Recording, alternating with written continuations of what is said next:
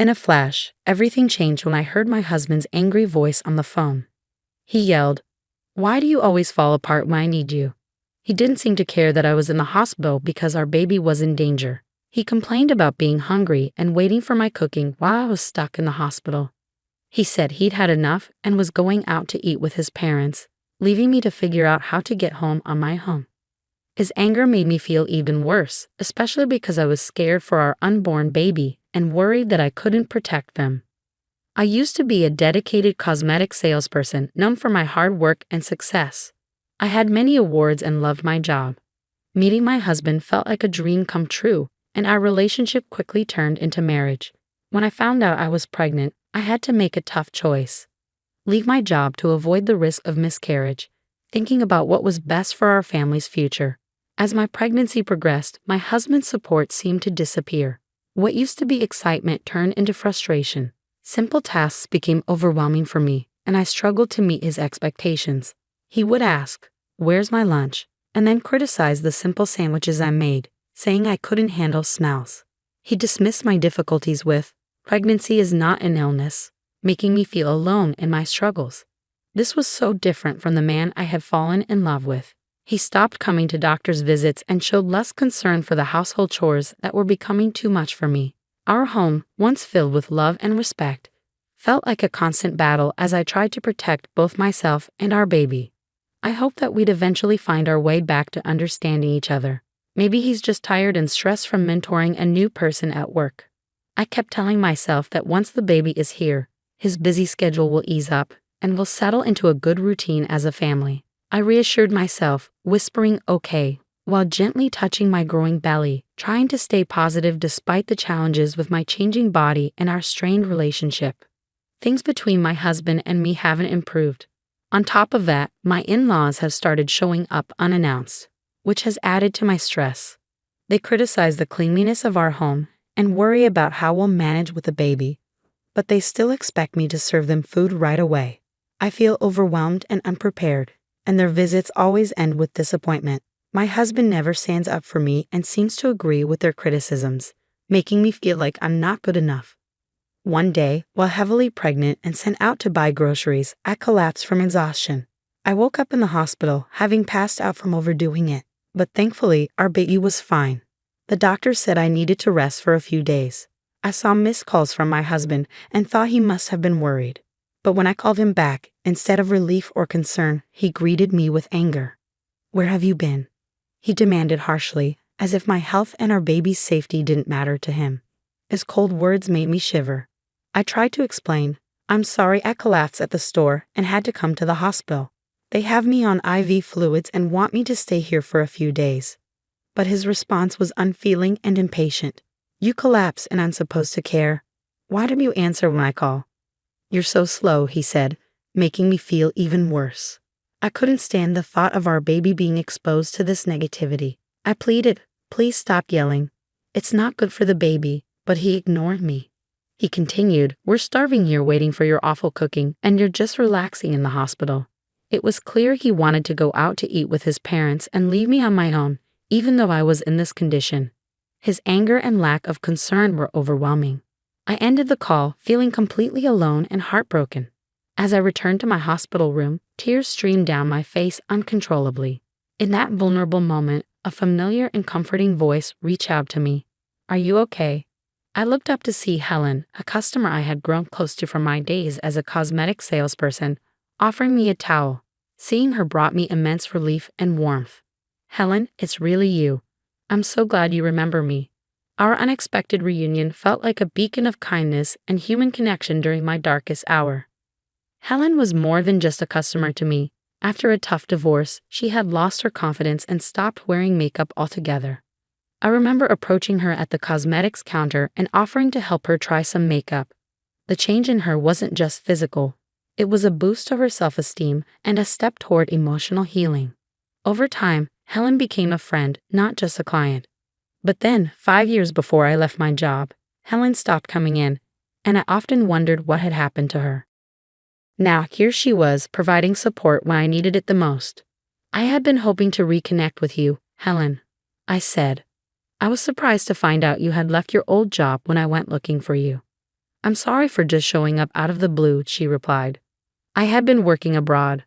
I run a business overseas, and it's been very busy. I hadn't had a chance to enjoy summer or good food in ages. So once things settled down, I decided to come back. And believe it or not, right after, I tried to find you, Helen said with a laugh that made the situation a little lighter. I ended up here with appendicitis. It's just in the early stages, so medication should handle it.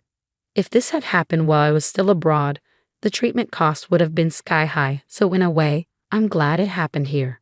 Her optimism and warm smile were contagious, and this surprise reunion cheered me up. We happily reminisced about old times.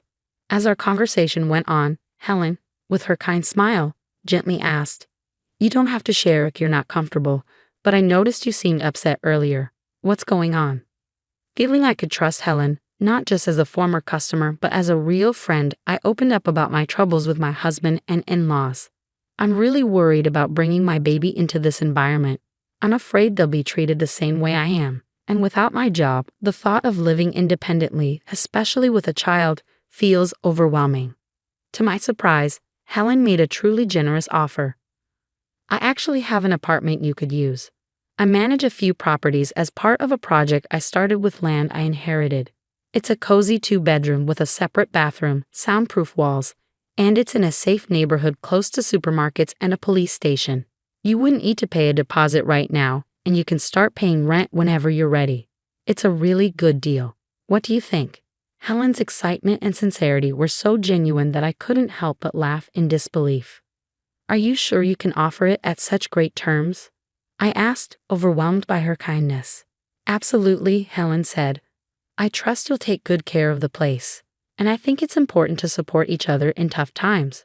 You're more than welcome to stay there, she assured me with a warm smile.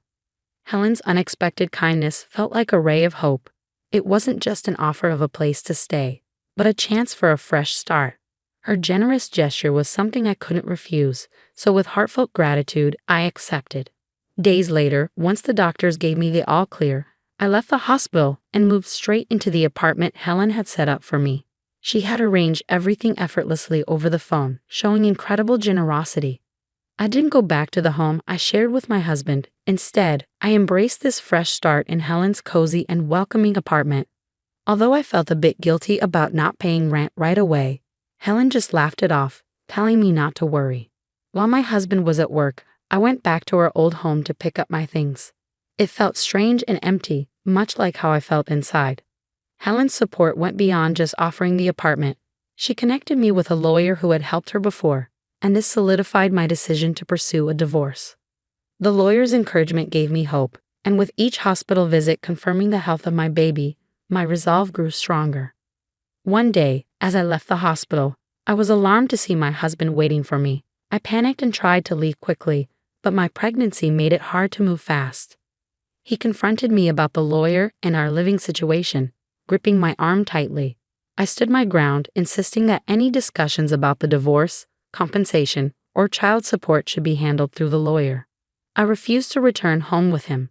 As he tried to force me to go back, a young woman stepped in to help. Rebecca, as she introduced herself, immediately stood in front of me, showing clear protection. Her familiar interaction with my husband George revealed the underlying tension. Rebecca firmly told George he couldn't take me against my will, and even threatened to call the police. Her determination and the mention of the police were enough to shift the situation, giving me a glimmer of hope and the strength to assert myself. Seeing Rebecca's seriousness, George looked frightened and quickly left. I felt a wave of relief that nearly made my legs buckle. Rebecca immediately came to my side to support me. Are you okay? She asked, and I apologized, feeling overwhelmed by relief. Rebecca quickly called a taxi for me, insisting on making sure I got home safely. Despite feeling bad for causing her trouble, she reassured me it was no problem.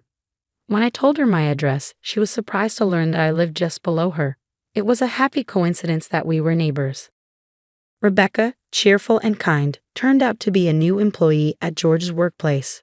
She had reported his inappropriate behavior, which led to him being removed as her mentor. George was known for his lack of empathy toward female employees, often making insensitive comments about personal issues like menstruation and marriage.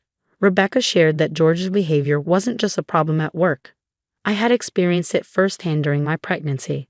3 weeks after meeting Rebecca, we had become good friends, enjoying dinners together.